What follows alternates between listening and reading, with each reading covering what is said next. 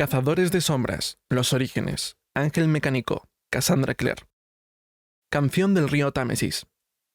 Una pizca de sal se cuela y el río crece, adoptando el color del té, hinchado para unirse a la hierba. En sus riberas, las ruedas y los engranajes de máquinas monstruosas chirrían y giran. Su fantasma interior se desvanece entre los recodos, susurrando misterios.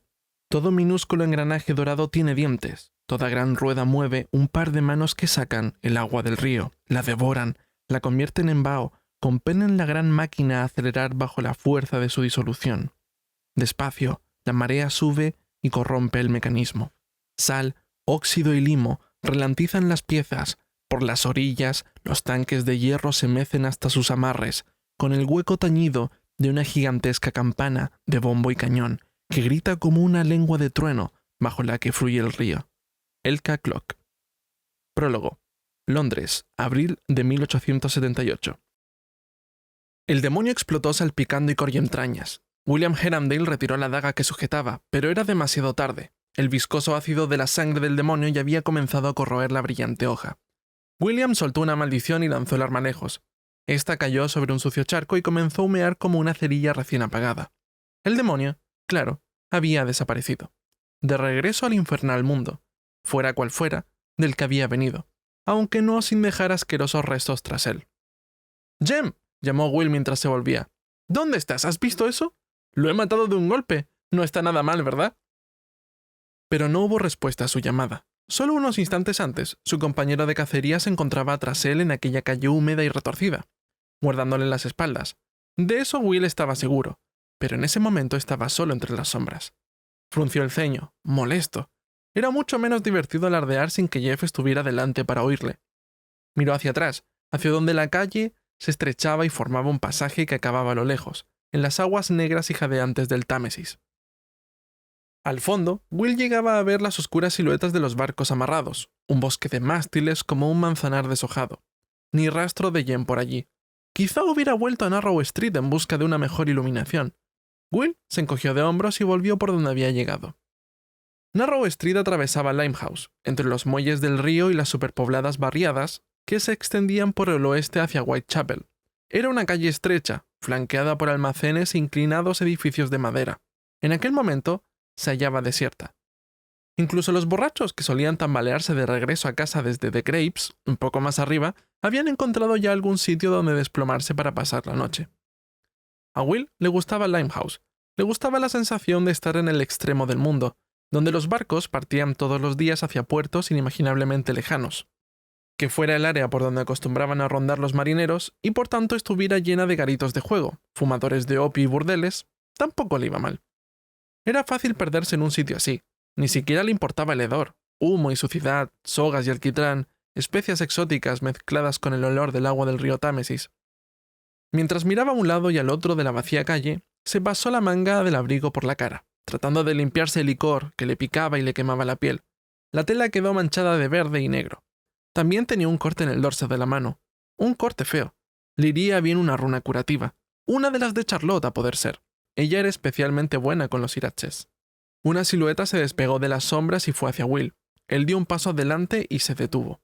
No era Jem, sino un policía bastante corriente que hacía su ronda, con un casco en forma de campana, un pesado abrigo y una expresión de extrañeza.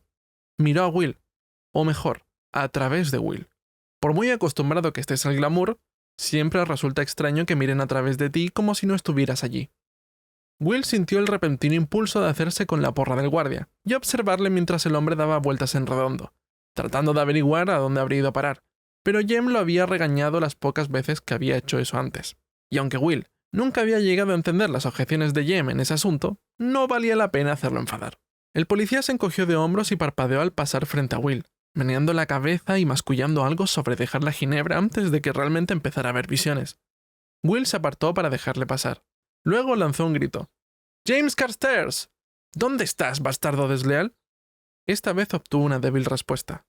«Por aquí. Sigue la luz mágica». Will se dirigió hacia el lugar de donde provenía la voz de Jem. Parecía surgir de una oscura abertura entre dos almacenes. Se vislumbraba un tenue brillo entre las sombras, como la fugaz luz de un fuego fatuo. «¿Me has oído antes? Ese demonio Shax pensó que me podía atrapar con sus malditas pinzas, pero lo arrinconé en un callejón...» «Sí», Te he oído. El joven que apareció en la boca del callejón parecía muy pálido bajo la luz de la farola, incluso más pálido de lo que estaba normalmente, que ya era mucho. Llevaba la cabeza descubierta, lo que inmediato atraía la mirada sobre su cabello, que era de un extraño color plateado brillante, como un chelín nuevo. Sus ojos eran del mismo color plata, y su rostro era angular y de huesos finos, con la ligera curva de los ojos como única indicación de su ascendencia. Tenía manchas negras sobre la pechera de la camisa y las manos cubiertas de rojo. Will se tensó. ¿Estás sangrando? ¿Qué ha pasado? Jem rechazó con un gesto la preocupación de su amigo. La sangre no es mía. Volvió la cabeza hacia el callejón situado a su espalda. Es de ella. Will dirigió su mirada hacia las sombras más espesas del callejón. En el rincón del fondo había una forma hecha un ovillo. Solo una sombra en la oscuridad. Pero cuando Will miró más fijamente, pudo distinguir la silueta de una pálida mano y un mechón de cabello rubio. ¿Una mujer muerta?, preguntó Will. ¿Una mundana? Una niña en realidad, de no más de 14 años.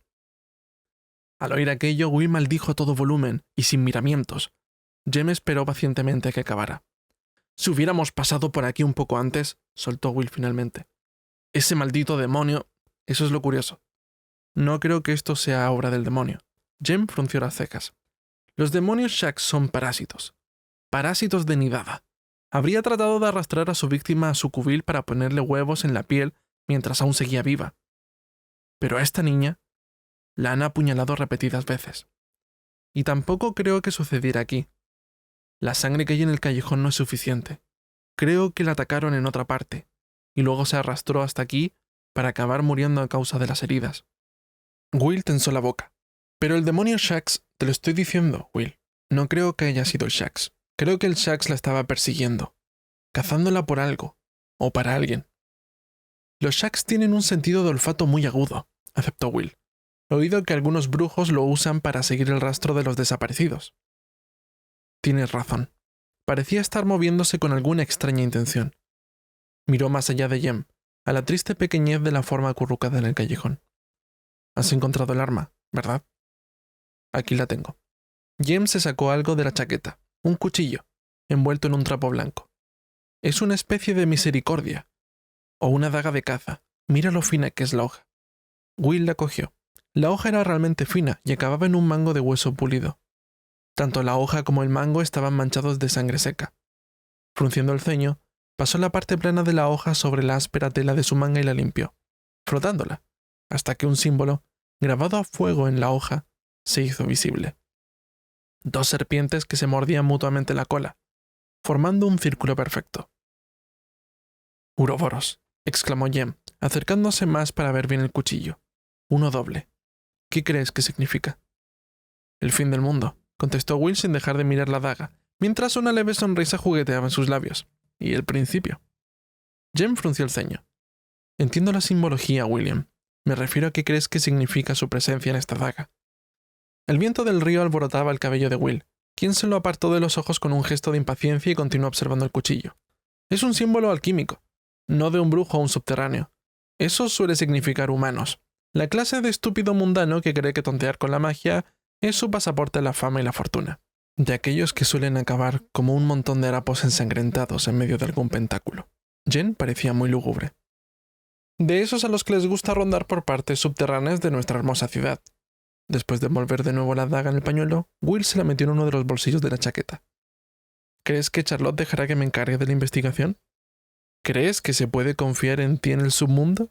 Los garitos de juego, los antros de vicio mágico, las mujeres de moral ligera». Will sonrió como podría haber sonreído Lucifer momentos antes de ser arrojado de los cielos. «¿Crees que mañana será demasiado pronto para empezar a investigar?» Jem suspiró resignado. «Haz lo que quieras, Will. Siempre lo haces». Southampton, mayo. Tessa no podía recordar no haber amado el ángel mecánico. Hubo un tiempo en que pertenecía a su madre, que lo llevaba puesto al morir. Después lo habían guardado en el joyero de su madre, y un día su hermano Nathaniel lo había sacado para ver si aún funcionaba. El ángel no era mayor que el meñique de Tessa, una figura minúscula hecha de latón, con unas alas plegadas de bronce del tamaño de las de una cigarra. Tenía un delicado rostro de metal con los párpados cerrados en forma de media luna, y las manos cruzadas al frente sobre una espada. Una fina cadena pasada por detrás de las alas permitía llevar el ángel colgado al cuello como una medalla. Tessa sabía que el ángel era un trabajo de relojería, porque si lo acercaba a la oreja podía oír el ruido de la maquinaria, como el de un reloj. Nate había lanzado una exclamación de sorpresa al ver que aún funcionaba después de tantos años, y había buscado en vano un cierre o un tornillo, o algún otro método para el que se le pudiera dar cuerda al ángel. Pero no había nada que encontrar, así que se encogió de hombros y le pasó el ángel a Tessa. Desde ese momento, Tessa nunca se lo había quitado. Incluso por la noche, el ángel reposaba sobre su pecho mientras ella dormía, con un constante tic-tac, como los latidos de un segundo corazón. En ese momento lo tenía sujeto entre los dedos, mientras el Maine iba metiendo la proa entre otros enormes vapores para encontrar un amarre en el muelle de Southampton. Nate había insistido en que Tessa fuera a Southampton en vez de a Liverpool, donde atracaban la mayoría de los vapores transatlánticos. Había insistido en que Southampton era un lugar más agradable donde arribar. Por eso Tessa no había podido evitar sentirse un poco decepcionada de su primera visión de Inglaterra. Era gris y deprimente. La lluvia tamborileaba al caer sobre las torres de una distante iglesia, mientras un humo negro se alzaba de las chimeneas de los barcos y manchaba un cielo ya suficientemente gris. Una multitud vestida con ropas oscuras esperaba en el muelle al abrigo de sus paraguas. Tessa trató de ver si su hermano se hallaba entre la gente, pero la neblina y la fina llovizna que salpicaba el barco eran demasiado espesas para distinguir los rasgos individuales de nadie. Tessa se estremeció. El viento del mar era frío. En todas sus cartas, Nate había comentado que Londres era bonita, que el sol brillaba todos los días. Bueno, pensó Tessa, con suerte el tiempo sería mejor que el de allí, porque no se había llevado ropa de abrigo, salvo un chal de lana que había pertenecido a la tía Harriet y un par de guantes finos. Había vendido la mayoría de su ropa para pagar el funeral de su tía, convencida de que su hermano le compraría ropa nueva cuando fuera a Londres a vivir con él. Se oyó un grito. El Maine, con su casco negro resplandeciente por la lluvia, había echado el ancla y había remolcadores cruzando las aguas grises, dispuestos a transportar el equipaje y a los pasajeros a la orilla. Estos salían en un flujo continuo, ansiosos por sentir tierra firme bajo los pies. Tan diferente de su salida de Nueva York, pensó Tessa. Aquel día, el cielo había sido azul y tocaba una banda de viento, aunque, sin nadie que la despidiera, tampoco había sido un momento muy alegre. Tessa agachó los hombros y se unió a la fila de pasajeros para desembarcar. Gotas de lluvia le pincharon en la cabeza y el cuello como heladas agujas, y notó las manos, dentro de los finos guantes, frías y mojadas por la lluvia. Al llegar al muelle miró alrededor, buscando a Nate. Habían pasado casi 2 semanas desde la última vez que habló con alguien, porque a bordo del Maine no se había relacionado casi con nadie. Sería un placer volver a tener con quien hablar. No estaba allí. Los muelles estaban llenos de equipajes y todo tipo de cajas y cargamento, incluso pilas de fruta y verdura, que se marchitaba y disolvía bajo la lluvia. Cerca de allí, un vapor se disponía a partir hacia Le Havre, y unos marineros mojados se arremolinaron junto a ella, gritando en francés. Trató de apartarse, pero estuvo a punto de ser pisoteada por una avalancha de pasajeros que desembarcaban apresuradamente en busca del refugio de la estación de tren. Pero a Nate no se le veía por ninguna parte. ¿Es usted la señorita Gray? La voz era gutural y con un marcado acento. Un hombre se había colocado ante Tessa. Era alto y llevaba un largo abrigo negro y un sombrero de copa, que recogía el agua de lluvia en el ala como una cisterna. Sus ojos eran curiosamente saltones, casi protuberantes, como los de una rana, y su piel parecía tan áspera como la de una cicatriz. Tessa se esforzó para controlar el impulso de apartarse temerosa de él. Pero aquel hombre conocía su nombre. ¿Quién podía saberlo, sino alguien que también conociera a Nate? Tessa asintió con la cabeza. Sí. Me envía a su hermano. Venga conmigo. ¿Dónde está Nate? Quiso saber Tessa, pero el hombre ya se había puesto a caminar. Su paso era irregular, como si cojeara por alguna antigua lesión. Un instante después, Tessa se cogió las faldas y corrió tras él. El hombre avanzaba entre la multitud con velocidad y determinación. La gente se apartaba de su camino y murmuraba sobre su grosería mientras él se abría paso a empujones, con Tessa casi corriendo detrás para no perderlo. De improviso, el hombre torció junto a una pila de cajas y se detuvo ante un gran carruaje negro brillante, con letras doradas en los costados. La lluvia y la espesa niebla impidieron a Tessa leerlas con claridad. Se abrió la puerta del carruaje y una mujer se inclinó hacia afuera. Llevaba un enorme sombrero de plumas que le ocultaba el rostro. ¿La señorita Teresa Gray? Tessa asintió con la cabeza. El hombre ayudó a la mujer a bajar del carruaje y luego a otra mujer. Ambas abrieron sendos paraguas y se protegieron de la lluvia. Luego fijaron sus miradas en Tessa. Era un extraño par de mujeres. Una era muy alta y delgada, con un rostro huesudo y angustiado. Un cabello incoloro estaba recogido en la nuca en un moño bajo.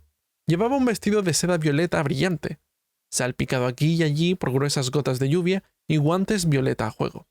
La otra mujer era baja y gruesa, con unos ojillos muy hundidos en la cara. Unos guantes de color rosa brillante que cubrían sus grandes manos las hacían parecer coloridas pezuñas. «¿Teresa Gray?», dijo la más baja. «Qué placer conocerla por fin. Soy la señora Negro, y esta es mi hermana, la señora Oscuro. Su hermano nos envía para acompañarla a Londres». Tessa, empapada, helada y anonadada, se apretó el mojado chai sobre los hombros. «No lo entiendo. ¿Dónde está Nate? ¿Por qué no ha venido él mismo?» «Unos asuntos ineludibles le han retenido en Londres. Mortmain no ha podido dejarle marchar, pero ha enviado una nota para usted». La señora Negro le tendió un papelillo enrollado, ya húmedo por la lluvia. Tessa lo cogió y se volvió para leerlo. Era una corta nota de su hermano disculpándose por no haber podido ir al muelle a recibirla, y explicándole que confiaba en las señoras Negro y Oscuro. «Las llamo las hermanas oscuras, por razones evidentes, y parecen encontrarme muy agradable», para que la condujeran hasta la seguridad de su casa en Londres. Eran, decía la nota, sus caseras, y las recomendaba con vehemencia. Eso la hizo decidirse. La carta era sin duda de Nate. Estaba escrita con su letra, y nadie más la podía. Estaba escrita con su letra, y nadie más la llamaba Tessie. Tragó con fuerza y se metió la nota dentro de la manga antes de volverse hacia las dos hermanas. «Muy bien», dijo mientras trataba de controlar la sensación de decepción que la rondaba. Había esperado con tanto anhelo a ver a su hermano. ¿Llamamos a un mozo de cuadra para que recoja mi baúl? «No es necesario, no es necesario». El alegre tono de la señora Oscuro no casaba con sus angustiadas facciones. «Ya lo hemos arreglado para que lo envíen por delante. No cabría en el carruaje». Chasqueó los dedos hacia el hombre de ojos saltones, que se subió al asiento del cochero en la parte delantera del carruaje. Luego le puso a Tessa la mano en el hombro. «Vamos, niña, salgamos de la lluvia». Mientras Tessa se acercaba al carruaje, impulsada por la huesuda sujeción de la señora Oscuro, la niebla se aclaró y dejó ver la brillante imagen dorada pintada en la puerta. Las palabras «Club Pandemonium» se retorcían intrincadamente entre dos serpientes que se mordían mutuamente la cola, formando un círculo. Tessa frunció el ceño. «¿Qué significa eso?» «Nada de lo que tengas que preocuparte», contestó la señora Negro, que ya había subido al carruaje y tenía las faldas extendidas sobre uno de los asientos, que parecían cómodos. El interior del carruaje estaba elegantemente decorado con lujosos bancos de terciopelo morado situados frente a frente, y con cortinas de doradas borlas cubriendo las ventanas. La señora Oscuro ayudó a Tessa a subir al carruaje, y subió tras ella. Mientras Tessa se acomodaba en uno de los bancos, la señora Negro se inclinó para cerrar el carruaje en cuanto entró su hermana, dejando fuera el cielo gris. Cuando sonrió, los dientes le destellaron en la penumbra como si estuvieran hechos de metal. «Acomódate, Teresa. Nos queda un largo camino». Tessa se llevó la mano al ángel mecánico, que le colgaba del cuello, y se reconfortó con su constante tic-tac, mientras el carruaje comenzaba a avanzar bajo la lluvia.